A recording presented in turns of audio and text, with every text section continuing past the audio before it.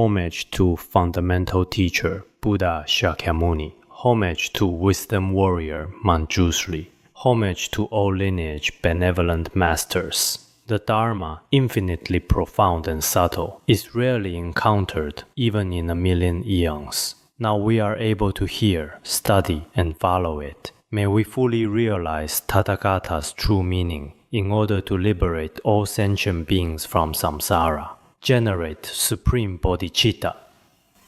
Now we will discuss concentration. Yesterday, I introduced the necessity of cultivating concentration. This necessity must be recognized, because we beings in the desire realm never rest our minds even for a moment, constantly distracted and fixated on external objects. In this way, we can never obtain genuine happiness. Therefore, many Chan masters and practitioners of ancient times regularly nourish themselves with meditation. As I mentioned yesterday, those who practice meditation often maintain a very good state of mind and rarely fall ill. They also easily develop wisdom and possess strong vitality. They possess countless worldly and transcendent virtues. Without practicing meditation, constantly seeking food, fame, and wealth, such people, as the Buddha said in the sutras, are no different from hungry ghosts. In the Compendium of the Essentials of Dharma, there is this verse: "Those who do not cultivate meditation, but only seek food and drink, know that such people are the same as hungry ghosts." People who don't seek meditation spend all day busily running around for basic survival. Such people appear human on the surface, but are actually no different from hungry ghosts. They are no different from aerial hungry ghosts or worldly hungry ghosts. These are the Vajra words of the Buddha. In our worldly realm, as in the passing Tibetan areas, there were countless practitioners who lived in forests, caves, rocky areas, and retreated in snowy mountains for 10-20 years or more. Such people were quite numerous. In Chinese Buddhism, especially the Chan school, there were indeed countless Chan masters who spent their entire lives in quiet places. Many practitioners also nourished themselves with meditation throughout their lives. But now, if we were to practice exactly like them, perhaps there would be certain difficulties. But I think during the day and evening, we should allocate some time. For example, when you wake up in the morning, take a little spare time to meditate. Calm your mind and clear away the mental garbage. Before going to sleep at night, or in the afternoon when you have time, regularly or irregularly, at least for half an hour or 10 to 20 minutes. This is also good. You can meditate. Some people say meditation is very tiring and difficult to practice. Actually, if you find meditation particularly tiring and difficult, I think reciting mantras shouldn't be difficult. You can recite the Avalokiteshvara mantra, Manjushri mantra, Vajrasattva mantra, or Amitabha mantra. The merit of these mantras is so great. Calming your mind and earnestly reciting mantras is also excellent. Now in our academy, we generally have fixed retreat times in the afternoon. Most people practice quite well, actually very well. I've also learned about this through different channels. Many people indeed use this time to remain undistracted, except for a very few volunteers. But some people don't know how to meditate and always go out during meditation time, either fetching water, or shopping, or circumambulating stupas, etc. Actually, at that time, meditation practice is most important. This is our collective fixed time. During this fixed time, everyone must keep their minds undistracted. Even if you really don't want to practice, it's best not to disturb others. Others still value their time. They want to practice. Therefore, the 4 groups of disciples in our academy and Buddhist friends in the cities should use your time well. Don't keep postponing, thinking, maybe I'll practice next year, or the year after, tomorrow after tomorrow. If so, our practice may never succeed. Practice should be done immediately when conditions are ripe. And practice, the sooner the better. Don't keep procrastinating. Therefore, some of us now should develop capacity in our practice, including preliminary practices, reciting mantras, mental stability in many aspects. This is also very important. For our human life, life is like floating clouds autumn clouds that appear and disappear intermittently. Similarly, our human existence in this world is not necessarily long-lasting. Everyone should utilize its value. Otherwise, when you are truly at the moment between life and death, when the hospital has declared you critically ill, at that moment, perhaps none of us can truly rely on our practice. At that time, even if you don't have time for practice, you won't regret it. So cultivating concentration, as I said yesterday, is extremely important. Having explained this, now let me discuss the actual concentration, which has three aspects: ordinary person's concentration, analytical concentration, and concentration on suchness. The first, fixating on experiences of clarity, bliss, and non-thought, and pursuing these goals. That is, when meditating with attachment to meditative experiences and flavors, this is called ordinary person's concentration. Actually, ordinary person's concentration often involves attachment, either attachment to clear, lucid feelings, or having no thoughts whatsoever in a state of non-thought, or experiencing a special kind of bliss, indescribable, but feeling extremely happy and comfortable in the mind, never wanting to emerge from one's meditative state. Actually, these three states are thoroughly analyzed in Finding Rest in Meditation. Because of attachment to the taste of meditation, one cannot say the realization is very high. So some current meditation practitioners should examine themselves. Without examination, it's easy to create causes for rebirth in the form and formless realms. In the Great Chariot and the teachings of Lama Yangdik and related tantric texts, much is explained. Also in related materials like the Yogacara Bhumi Shastra and Bodhisattva stages, these related Sutrayana sources also explain that there's a definite difference between truly transcendent meditation and worldly meditation. Therefore, what exactly is your current meditation? Now, some individual monasteries also have meditation practice, including different practices in meditation halls.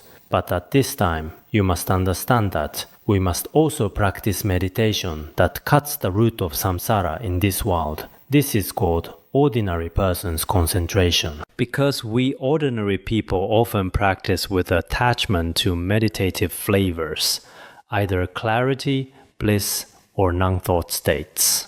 The second is analytical concentration.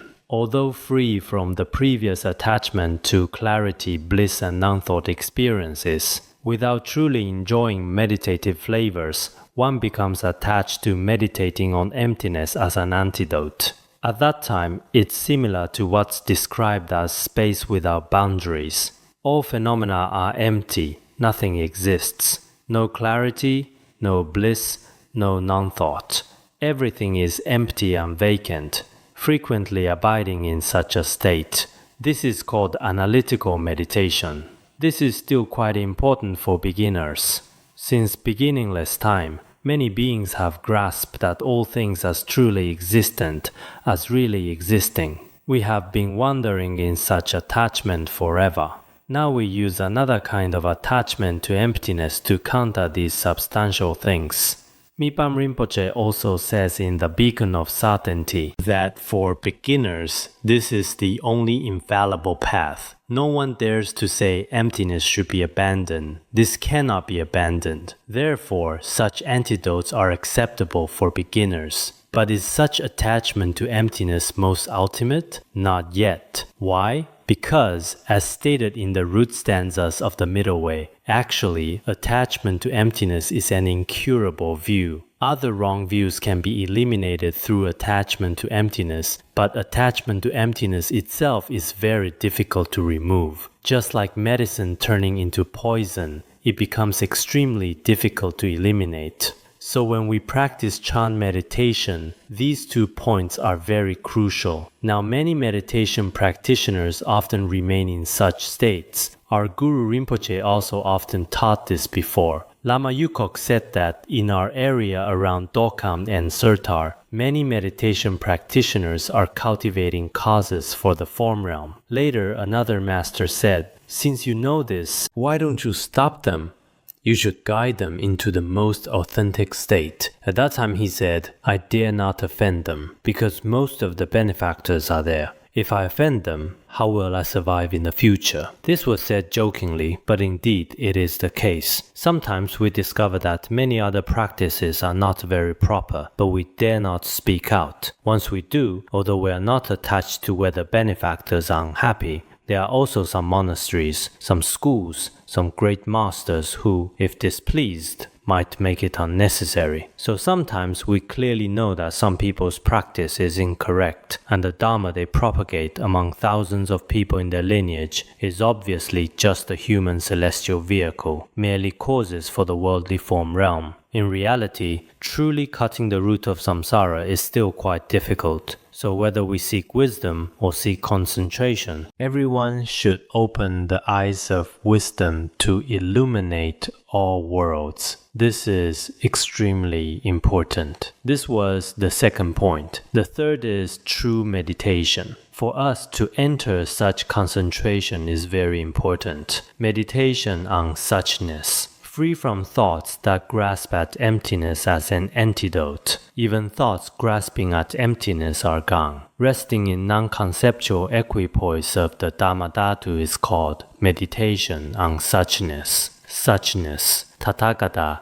Sugata, these are all epithets of the Buddha. Free from grasping at emptiness, free from grasping at clarity, bliss, and non-thought. All grasping at existence, non-existence, and right or wrong is completely absent. Resting in the truly inconceivable unity of luminous clarity and emptiness, this is true cessation. As the Moon Lamp Sutra also teaches, dwelling properly in suchness concentration, not grasping any phenomena, because of truly not grasping, this is called cessation concentration. The cessation concentration mentioned here differs from the cessation concentration taught in the treasury of Abhidharma. Actually, it means resting in true reality, not grasping anything, whether grasper and grasped, or any objects of existence and non-existence. Thus resting, thus understanding, thus manifesting. This state, the true cessation concentration, is indeed like this. In our meditation process, as Mipan Rinpoche also taught in other pith instructions, for us ordinary beings to completely enter such cessation concentration free from elaborations has certain difficulties. But if we already understand theoretically, first cut the extreme of existence, then cut the extreme of non-existence, then existence and non-existence are merely grasping of conceptual thoughts. Actually, this is also unreasonable. Gradually we can enter the luminous state free from elaborations, beyond all characteristics. In all periods of meditation, the essential points of the body, namely the 7-point posture of Vairochana, are very important. For all our meditation now, the 7-point posture of Vairochana is very important. Previously, when we taught the preliminary practices and the guide to the words of my perfect teacher, the meditation methods of the 7 points of Vairochana and expelling stale breath were all explained in great detail. I hope that when we practice regularly, we must use the 7 points of Vairochana. Everyone should know the 7 points of Vairochana. First, the legs should be in Vajra posture, not just cross-legged sitting, because with simple cross-legged sitting, actually, all the movements of the entire body cannot be properly positioned. You must, when first practicing Vajra posture, the legs are painful and somewhat uncomfortable, but gradually, after getting used to it, everything becomes fine. Both hands should be in the gesture of equanimity. The spine should be straight and upright. The neck should tilt slightly forward, both eyes gazing directly at the nose tip. Also, both shoulders should be slightly expanded, tongue touching the upper palate. Actually, this kind of meditation is taught this way by all Buddhas and Bodhisattvas in related sutras and tantras of both sutra and tantra traditions. The key points of our body are extremely important. So normally, whether we are practicing the uncommon practices of the secret Dzogchen or other practices, there was originally a commentary in the preliminary practices. The 7 points of Vairochana, I think not only are they practices within Buddhism, but also including current meditation practices like Indian yoga, which is very popular now. Now in India, Nepal, America, China, and various other places, actually Indian yoga was originally what we often call yoga practice. Yoga means union. Most practices, especially when sitting quietly, mostly use the postures of the 7 points of Vairochana. We know that Buddha Shakyamuni's ascetic practices and Buddha Shakyamuni's attainment of any supreme state were all perfected through the 7-point posture of Vairochana.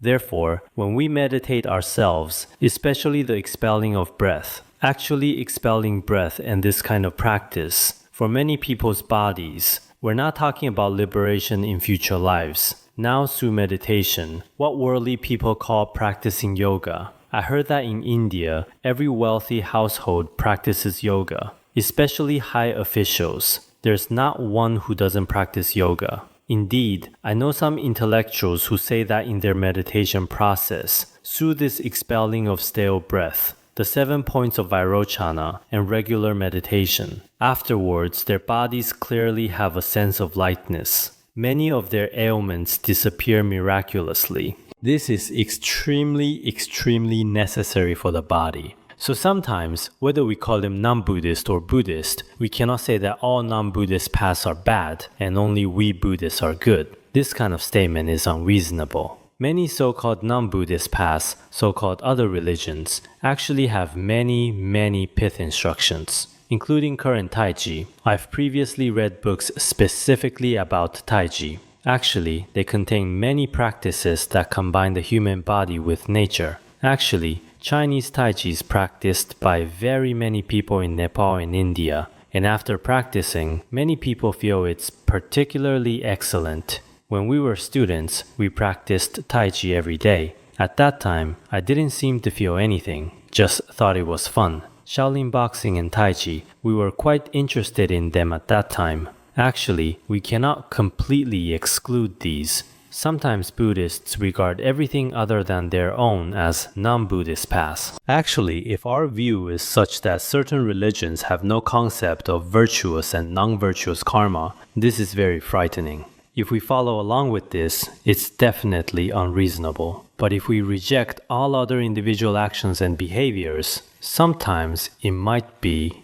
Why do we see that Nipan Rinpoche, when teaching divination, uses pith instructions from other religions and teaches many things within them? In Han regions too, there are many great masters who use Confucian thought, Taoist thought, and Christian thought. Many religions in the world also have places where they mutually complement and need to learn from each other. I think that if we Buddhists use the 7 points of Vairochana practice in our daily life, there should be great progress in our practice and all aspects.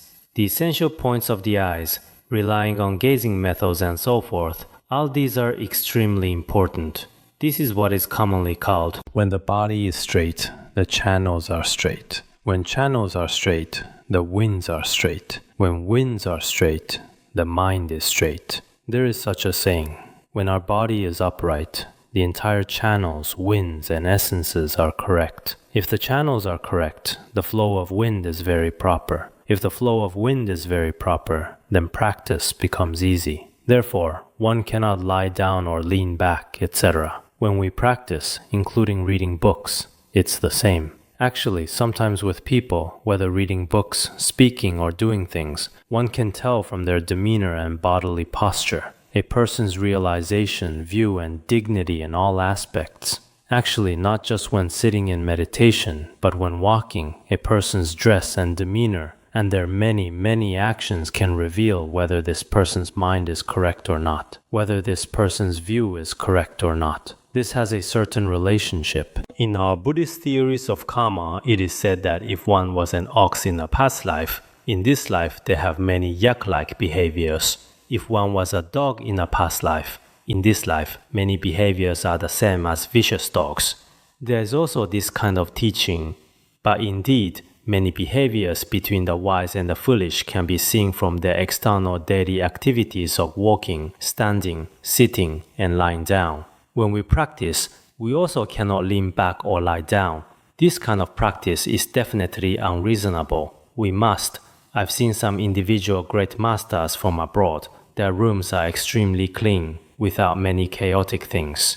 When practicing, they are particularly proper, whether offering mandalas, making lamp offerings, or water offerings, or when meditating themselves, there are no distracting objects inside. Looking at this kind of environment, it seems to naturally bring a feeling of tranquility and serenity to one's mind. So the body should be upright, consciousness in a state of non-conceptuality and non-attachment. Entering concentration in such a state is the true essence of the transcendent concentration. Actually, the true essence of concentration is without any conceptuality, without attachment, resting in an inconceivable or empty state. While resting, perhaps there is no attachment whatsoever. But when coming out of concentration, perhaps there is some attachment. In the stories of Saraha, there is also such an account. When Saraha married the arrow woman, a 15-year-old poor girl, and went to the forest to practice yoga, the poor girl felt that her previous life was particularly lowly. Being accepted by the guru felt particularly honorable for her. She vowed that throughout her life, she would definitely serve well and allow the guru to practice properly and authentically. Once, while practicing, Saraha told her that he wanted to eat radish curry radish sauce for the meal. Just when she had finished preparing the radish curry, Venerable Saraha had already entered concentration and didn't come out for 12 full years. This attendant waited there the whole time, conducting herself in walking, standing, sitting, and lying. She was still very patient. Otherwise, if it were other people, they would have gone everywhere saying the guru had passed away. After 12 years, he began to come out of concentration. When emerging, his first words were, "Is the curry radish sauce ready?" The arrow woman said, "In true concentration, there are no characteristics of existence, non-existence, pleasure, or displeasure. What kind of meditation is this of yours? When you first entered concentration, you were thinking about radish curry, and after 12 years when emerging, you still haven't forgotten. Now the radish season has already passed. There's no radish curry at all. When you entered concentration, there were radishes, but now the radish season has passed. There's no such thing." These words served as a great reminder for Saraha. From then on, he again practiced deeper states of concentration transcending ordinary conceptual thinking. There is such an account, so true concentration should be free from all characteristics. We've finished explaining the transcendent concentration. Actually, transcendent concentration and transcendent wisdom, or the first 5 perfections and wisdom, should be mutually supportive. Some people say that having wisdom is sufficient, other worldly accumulations are unnecessary. This kind of statement is unreasonable. In some of Saraha's pit instructions, it is also said, "Wisdom separated from skillful means is not the noble path. Skillful means separated from wisdom is also not the noble path. These two are indispensable." We can say this. So now in our practice process, some people may only emphasize things like emptiness and wisdom aspects, while neglecting worldly accumulation of merit, generosity, discipline, patience, and diligence. Actually, it's like the analogy of eyes and feet taught in some scriptures. If you have eyes but no feet, you cannot reach your destination at all. Without worldly accumulations, you cannot arrive at all. Even if you have feet but no eyes, you don't know which direction to go. So the first 5 perfections and the 6th perfection must definitely be unified. This is the meaning of the union of wisdom and skillful means. When those of us here practice, Some people particularly like the transcendent wisdom. When studying emptiness, studying the introduction to the middle way or root stanzas of the middle way, they say, I'm willing. I'm very interested in emptiness teachings. I want to listen to the teachings well. But when it comes to worldly teachings like the preliminary practices or Pure Land methods, they think it would be best if you just taught emptiness. In these aspects, I feel like I can't practice the preliminaries. I can manage eating, but I can't manage practicing. I can't practice the preliminaries, but I can manage eating. I can't manage memorization, but drinking beverages is still pretty good. Some people emphasize transcendent wisdom greatly, but others, when they hear about wisdom and emptiness, get a bit of a headache, a bit of altitude sickness. They don't feel very good, like they're in fog and clouds. I'd rather recite mantras, practice generosity, keep precepts, generate bodhicitta. How wonderful that would be. When they hear about profound emptiness, yesterday someone said to me about one of my classes, I spent the entire time reciting the mantra for transcending samsara. Thank you very much. So they started reciting the mantra for transcending samsara. But actually we need both wisdom and skillful means. We truly cannot separate them. Perhaps in past lives, one emphasized certain aspects of practice and cultivation. So in this life, for instance, I might particularly like worldly Dharma, worldly virtuous roots, but not be very fond of ultimate virtuous roots. Just as Sakya Pandita said before, in this life I must plant virtuous roots in the principles of emptiness. I still must plant virtuous roots. I must definitely make effort. If you feel very interested in aspects of emptiness, but don't have such great interest in worldly virtuous roots, then you should focus single-pointedly on cultivating some worldly accumulations. This is very important. Below we will explain transcendent wisdom. Transcendent wisdom is divided into three aspects: hearing, contemplating, and meditating. Wisdom from hearing, wisdom from contemplation, and wisdom from meditation. The first, so-called wisdom from hearing, refers to understanding exactly as they are, the words and meanings of all the sacred Dharma taught by the Guru after listening to them. We usually say that the foundation of Buddhism is hearing, contemplating, and practicing. Many of our current Buddhists are indeed quite poor in hearing, contemplating, and practicing. Many people just receive empowerments, recite sutras, recite mantras, engage in life release, and do morning and evening prayers. In these aspects, many Buddhists are still quite good, but truly first listening to Buddhist principles. Many people have no interest in hearing, so hearing is particularly important. With hearing, we can truly gain some understanding of Buddhism. As it says in the Sutra of the Great Heap of Jewels, through much hearing, one understands the Dharma. Through much hearing, one does not create evil. Through much hearing, one abandons meaninglessness. Through much hearing, one attains nirvana. Extensive hearing and learning. The meaning of much hearing is extremely great. We often cannot separate ourselves from hearing the Dharma. If you have much hearing, you will also understand the meaning of the Buddha's teachings. If we often have much hearing, we will not accumulate negative karma in the world. People who often listen to the Dharma will not create negative karma. If you have much hearing, you will not engage in all kinds of meaningless worldly activities. Abandoning meaninglessness, gradually one will enter nirvana in the future. So we still strongly emphasize hearing and contemplation. Based on hearing and contemplation, thinking and practicing, this is very important. Having no hearing whatsoever at the beginning, then directly practicing or directly contemplating won't work. For any worldly knowledge, we should first listen before a teacher. Look at our current worldly learning. I think from elementary school, kindergarten, until graduating from 6th grade, for nearly 8 years, one continuously hears worldly teachings.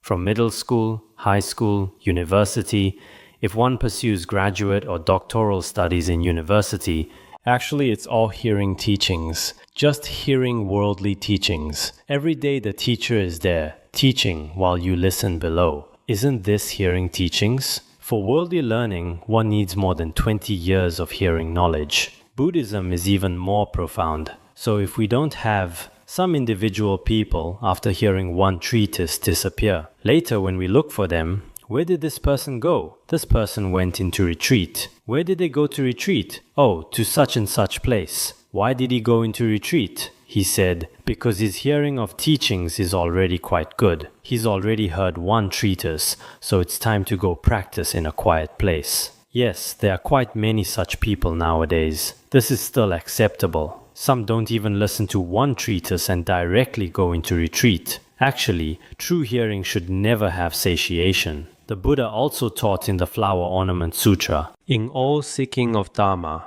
increase diligence. Day and night hearing and receiving, never having satiation.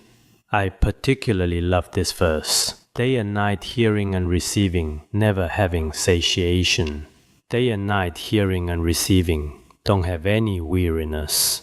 Some of our people, after listening for 1 or 2 years, can't be found at all. Actually, we sentient beings are truly pitiful sometimes when I see this. It seems like under any guru or under different gurus, those who hear for 10 to 20 years or 30 years are extremely rare. Of course, this has a certain relationship with one's own merit, but truly, as taught in the Flower Ornament Sutra, delighting in Dharma, loving Dharma, following Dharma, one should have a kind of passionate love for Buddhism. When the Buddha was in his causal stage, for the sake of one verse, he could sacrifice his precious body and life to hear and receive it.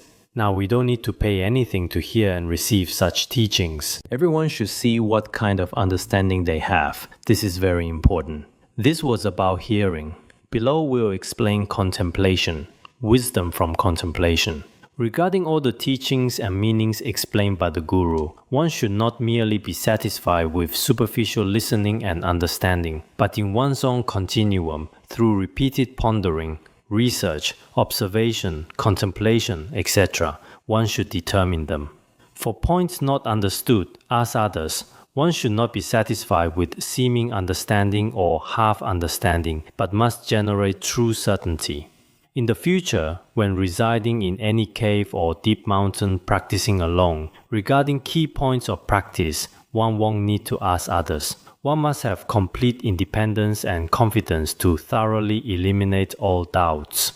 This is wisdom from contemplation. Actually, wisdom from contemplation means repeatedly studying the meanings we've heard through debate, discussion, examination, and repeatedly contemplating them ourselves. In the process of contemplation, mutual discussion is very important.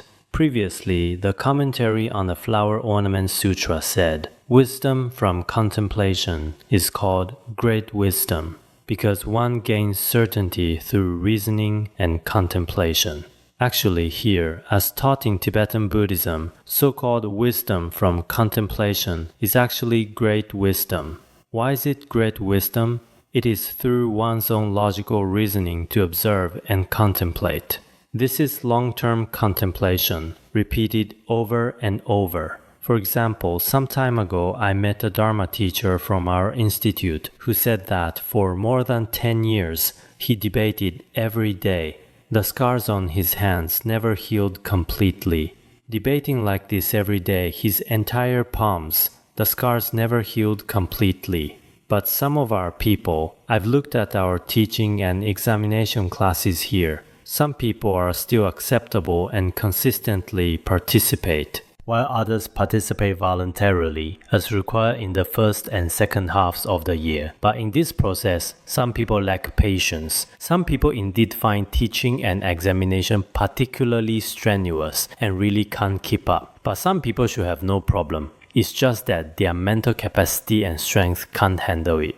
Now my body is not well and my mind is not well either, so gradually I can only step down. There's no choice. Is it possible to ask you, Venerable One, to give me leave? Now I'll contemplate and think well. I don't know what to do, so may I step down? Stepping down is also acceptable. Don't mention just in the teaching and examination classes. In our entire human community, wanting to step down is also freedom. But actually, our hearing, contemplating and practicing is not for 1 or 2 days, not for 1 or 2 years. To tell the truth, after 10 or 8 years, some people are never seen again. This is what I've observed. Some people's greatest regret. At the beginning of hearing, contemplating, and practicing, everyone is enthusiastic. At a certain point, they are in a relatively balanced state. By the end, they are already weary. You can see it in their eyes too. Coming occasionally, not coming occasionally. Gradually, they are gone. So I call out again today to those who were previously in our teaching and examination, body hearing and contemplation classes. Many who did quite well in teaching and examination at that time, a considerable portion. But I don't know. When I looked to yesterday, many were, some, after obtaining their bachelor's degree last year, disappeared. I don't know what happened. At that time, we also had relatively special requirements, but they are consistently absent. I hope you still preferably don't leave such skillful means of hearing and contemplation. Once you leave, in the end, you truly become like. This analogy is rather unpleasant to hear, but in Tibetan regions, there's a kind of wild yak. Wild yaks travel alone. No one can control them. They live solitary lives in some forests. Eventually, they'll be eaten by tigers and wolves. Because they've left the herd, no one can help them. Gradually, temporarily, they are very free at the foot of that mountain. If you don't believe it, on the roadside toward Ruhuo, sometimes you see 1 or 2 yaks. These are called wild cattle. Generally, the cattle owner can't control them anymore. They've left the herd. After leaving, temporarily they are very comfortable with no constraints. Where they eat and drink is all up to them. But because they've left the group, cattle that truly maintain their lives for a long time are extremely rare. So it's the same in our Sangha community. Those individuals who leave the Sangha, considering themselves practitioners, considering themselves very excellent people, may not necessarily achieve anything at a certain point. Including among our lay practitioners, some are in hearing, contemplating, and practicing. I now feel the most pitiful are these people, those who finally fall behind. At the beginning, for example, in our study groups, they go to listen to classes. Some treat studying as a kind of Qigong practice. At the beginning, is there any curiosity, any feeling? If there's too much concentration in the belly, warm and hot, I'll continue practicing. If there doesn't seem to be any feeling, I still need to eat and drink water, so forget it. From tomorrow on, I'll never. Then all kinds of excuses. Many reports are also false, but this is self-deception. For me, whether you are 1 person or 100 people makes no difference. Actually, having left the nectar of Buddha's teachings, truly many people's survival doesn't have much meaning, we feel. Perhaps it's because I'm too attached to Buddhism. I don't know. Previously, some people, whether volunteering, some people say volunteering is too tiring. Actually, volunteering isn't that tiring. We've all volunteered too. Volunteering is too tiring. What's there to that? I don't know what the reason is. Some people. I always feel it's somewhat regrettable for those who leave the hearing and the contemplation community. They feel they've already gained freedom. Now the world talks about equality, freedom, and peace. Oh, now I should be equal, on equal footing with such and such Dharma teacher. He can't control me, and I can't control him. We two are both. But is this kind of mentality good or not? You should also think about it. Also, I hope those who wish to hear and contemplate. Naturally, some people still continue. For example, the 5 great treatises began being taught about 7 or 8 years ago. Some of those people from that time, including those in teaching, examination, and discussion, are still interested and consistently present. I can see them regularly. But some people gradually disappeared later. So I kept inquiring and searching everywhere. I heard, this person is somewhere, constantly asking. In the process of asking, some have already been found in their retreat and meditation places. Some people are never found. Whether they are in the Pure Land, Lapis Lazuli realm, or other worlds. So people's minds are unstable. Now for many of our practitioners, the most crucial and biggest problem is mental instability. In doing anything, whether volunteering, hearing and contemplating, or practicing, even completing 500,000 preliminaries gradually over 5 or 6 years, by the end, many lack such patience. Without such patience, to tell the truth, in our 3 immeasurable kalpas, or considering how many years previous great masters had, contemplated and practiced. Sometimes when I reflect on myself, I'm not praising myself. But before Guru Rinpoche passed away, in my memory, I never missed a single day of class, including at the beginning, because I stayed up extremely late at night. Every time during sutra teaching, I was sometimes a bit drowsy. No matter what, I was still a bit drowsy. I had this feeling.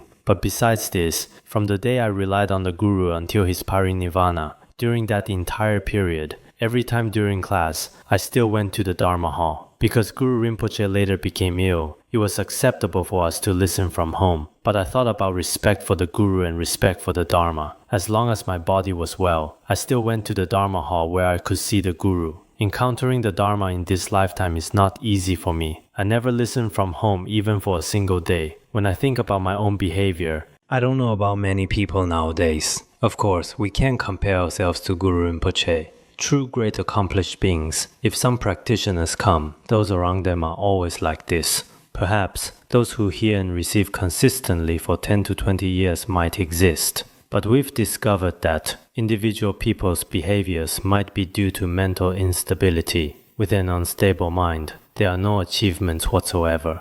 Whether people in the city or those practicing in the mountains, if they change every day, hearing, contemplating and practicing probably cannot succeed. Below, we'll explain practice. So-called wisdom from meditation means that, after truly understanding the teaching's meaning, through actual practice in one's continuum, one generates true, unmistaken realization of the meaning of reality. Thoroughly generating certainty, one is liberated from the entangling web of right and wrong. Afterwards, directly seeing the true original face. This is practice. Through the Dharma you've heard and understood, you practice it in reality. Finally, in your continuum, you truly have some feeling of realization. This realization is not a false realization. You completely generate a kind of certainty, eliminating all doubts and the web of right and wrong. Truly realizing the nature of mind, realizing all reality. This is called practice. This is our goal of practice. Actually, this kind of practice, theory alone still won't work. Academic research cannot touch it. One must actually practice and personally taste its flavor. It's like what the Buddha taught in one sutra. For example, there's one person who has eaten fruit and one person who hasn't tasted fruit. The language of the one who has eaten and the other person cannot communicate at all. Why? Because one person has never tasted it. So our academic research and actual practice are completely like this. Whether regarding the impermanence of all phenomena or all dharmas, actual practice is very important for us. That is, at the beginning, relying on hearing and contemplation to eliminate superimposition. Then, in the process of actual practice, regarding all appearances of the 5 external objects, view them as insubstantial empty forms, understanding through the 8 analogies of illusion. We first hear and contemplate. After hearing and contemplation, first regarding external objects and all phenomena, ultimately they are emptiness, relatively like dreams, illusions, and mirages. We understand through the 8 analogies of illusion. What are the 8 analogies of illusion? All this originally does not exist. Yet before deluded beings, it truly appears without deception, just like dream appearances. The 3 realms are all like dreams. The Buddha Sutras also teach this way. Through the gathering of causal conditions and dependent origination, they suddenly appear, just like magic. When causal conditions and dependent origination are complete, everything appears. All formations are like illusions. This is taught in the treatise on the great perfection of wisdom. Originally non-existent, yet appearing as existent, like light and shadow. All forms are like light and shadow. Originally non-existent, but appearing as existent, just like light and shadow. While appearing, it cannot possibly be substantially existent, like a mirage. When we taught finding rest in illusion, we explained all this. Existing neither inside nor outside, yet appearing, like an echo in an empty valley. As it's also taught in the Moonlamp Sutra, like a person in a mountain valley, songs, cries, words, and laughter echo, but the heard sounds cannot be obtained. All phenomena are also thus. Actually, this scriptural citation is also very good. All phenomena are actually no different from echoes in empty valleys. When a person is in a mountain valley, sometimes crying, sometimes laughing, sometimes singing, etc. But actually, this is a kind of feedback sound. Besides this sound cannot be obtained. All phenomena in our present moment are actually exactly the same. No difference whatsoever. If you realize such a principle, actually, many worldly phenomena become very easy to understand. So sometimes when we think of the Buddha's teachings, not to mention the 84,000 Dharma gates, even just one sentence from the Buddha, if you can truly accept it in your continuum, on one hand it destroys the seeds of samsara, and on the other hand, you truly obtain the light of liberation. Without support or dependent, like a city of Gandharvas, appearing yet without self-nature, like reflections. The wise observe all worldly phenomena like reflections appearing in a mirror. This is also taught in the Meeting of Father and Son Sutra. The wise observe all worldly phenomena, just like phenomena appearing in a mirror, without substantial existence. How is it taught? Where? Appearing as everything within original non-existence, like a magical city. Through this, one understands that external appearances are all of illusory nature. Then, through observation, what is the author that manifests these? The nature of the perceiving mind. The 8 analogies of illusion we just discussed show that all external appearances are actually illusory and unreal. None are truly real. Our current dwelling place, external environment, nothing whatsoever is truly real. So if external objects are unreal, might the mind truly exist? Actually, mind also doesn't exist. Thus, while objective appearances are indestructible, one seizes conceptual thoughts that grasp at objects. The reasoning that external objects don't exist because object and perceiver are completely interdependent. If external objects don't exist, it's even more impossible to have mind. So in external objects' non-existence, one can know that conceptual thoughts grasping at objects also don't exist.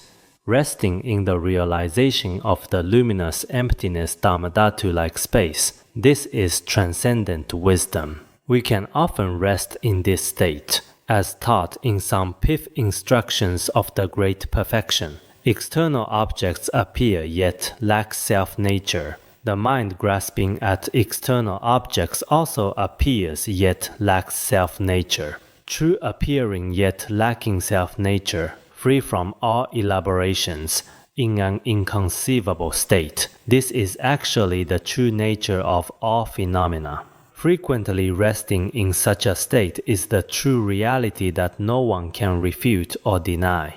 If thousands upon thousands of scientists came before you, that external objects are like dreams and illusions can be established. External objects are like dreams and illusions, and the mind is also like dreams and illusions. This point is completely established. So many theories in Buddhism, if they were to be debated with some contemporary worldly arguments, many people would completely understand the principles within. Regarding the 6 perfections discussed above, if we expand the explanation further, then each perfection can be divided into 3 types. We've already divided them above. This way there are 18 types altogether. Among these, material generosity can be divided into great generosity, medium generosity, and small generosity. Divided this way, there are 3 types, making 20 types in total. Adding skillful means, strength, aspiration, and wisdom perfections, there are 24 types in total. If we divide even more specifically, then each paramita can be divided into 6 categories, totaling 36 categories. Now, taking the perfection of generosity as an example, all 6 perfections can be perfected within generosity. Some people say, I have no money now. What should I do? I can't practice generosity. Actually, if you listen to classes well and teach classes well, all 6 perfections are already completed. No need to worry. You don't necessarily need to go outside seeking donations, saying, I must perfect the generosity perfection. First is to perfect the generosity perfection. How can I practice generosity without money? Dharma generosity is possible when the teacher, the guru, the teachings being taught, and the audience for teaching, when these 3 are complete and one engages in teaching scriptures and explaining Dharma, this is the generosity perfection. For a guru, there's the teachings being explained, the assembly audience, and oneself. When these 3 are complete, one begins teaching scriptures and explaining Dharma. In this way, for a guru, this is called a generosity perfection. This is the first aspect of teaching. For listeners, actually, if you listen earnestly with the teacher, the teachings being received, and yourself as the listener, when these 3 are complete and you listen earnestly, actually, listening to teachings is also the supreme offering to Buddhas and Bodhisattvas of the 10 directions. If you dedicate the merit of listening, actually, for the limitless, boundless sentient beings in the 3 realms of samsara, it's also the greatest kind of Dharma giving. So it should be Dharma generosity. The generosity perfection can already be completed. You listen to one class and when dedicating merit, recite the King of Aspiration prayers. Oh, that virtuous root far exceeds offering several thousand or tens of thousands of yuan to each person. This contaminated wealth cannot solve any major problems for them. If you give through Dharma, this merit is very great. Both disciples and gurus can perfect it. In the process of teaching scriptures and explaining Dharma, if the guru is not attached to fame and profit and doesn't promote his own virtues or sarcastically mock others, free from such afflictive stains, teaching without any of these is the discipline perfection. Generally speaking, a disciplined guru should not promote himself, not be attached to fame and profit, not expose others' faults, and not generate jealousy. This is called the discipline perfection. Teaching properly according to Dharma. Of course, when there's special necessity, for example, to generate faith in disciples or to subdue others' wrong teachings, at such times, when necessary, one might sometimes say certain things. As Dharma listeners too, eliminating one's own pride, jealousy toward others, and other evil minds while listening to classes properly according to Dharma, this is the discipline perfection, which can also be completed. Repeatedly explaining the meaning of one sentence again and again without regard for any hardship or fatigue, this is the patience perfection. A guru, year after year like each day, regardless of day or night, spring, summer, autumn, winter, continuously, even for a particularly dull student, explaining to him repeatedly, 3 times, 4 times, 5 times without ever generating weariness. This is called the patience perfection. When we listen to teachings, sometimes after a long time, sometimes our body isn't well, sometimes our mood isn't good. There are all kinds of difficulties, but we can endure them all. Oh, listening to teachings is most important. I must put everything aside to listen to class. This is called the patience perfection. So-called patience perfection doesn't necessarily require enduring enemies every day.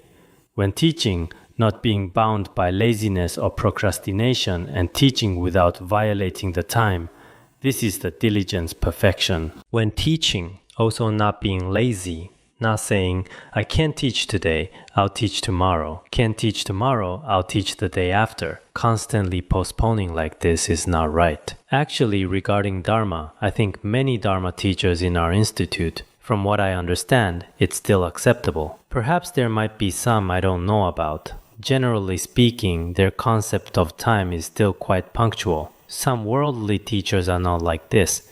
Today it's his class, but students keep waiting for half an hour. Just when class is about to end, he comes out. Class is over, goodbye students. This kind of attitude is not good. Our requirement here is not to be late even by 1 minute. Generally speaking, Dharma teachers, I don't know. There shouldn't be any special circumstances preventing this. As Dharma listeners too, one should treat it seriously without unnecessary lateness or early departure. Everyone must definitely regard it as very important. This is called a diligence perfection. This can be seen from one's behavior. Focusing the mind on the words and meanings being taught, with mind not scattered, without error. Teaching without addition or omission. This is the concentration perfection. In the process of teaching, with mind not scattered, concentrating wholeheartedly, teaching completely without addition or omission. If one truly cannot teach, there's no choice. But as long as one can teach, always teach this earnestly. This is the concentration perfection. When teaching in this way, being sustained by the wisdom of three spheres non-conceptuality, this is the wisdom perfection. In the process of teaching, if one has the realized state of the three spheres being empty, that's certainly very good. If not, also don't regard listening to one class or teaching one class as extremely important. Oh, I might be very great. I taught one class today. As an audience member, oh, I'm very great. I listened to one class today. Regarding it as something particularly substantial is unreasonable, because any virtuous root, any matter in the world, is actually, as we just explained, relatively speaking, it's like dreams and illusions without substance, and ultimately we are all sustained by the wisdom of selflessness. In this way, we won't have particularly great attachment to virtuous roots. Of course, if you have the true state of three spheres being empty to sustain it. If not, you also cannot sustain it with some unreasonable mental application or improper mental application. You should sustain it by thinking of it as like dreams and illusions. This is the wisdom perfection. Obviously, in Dharma generosity, all six perfections are already completely present. Let's stop here.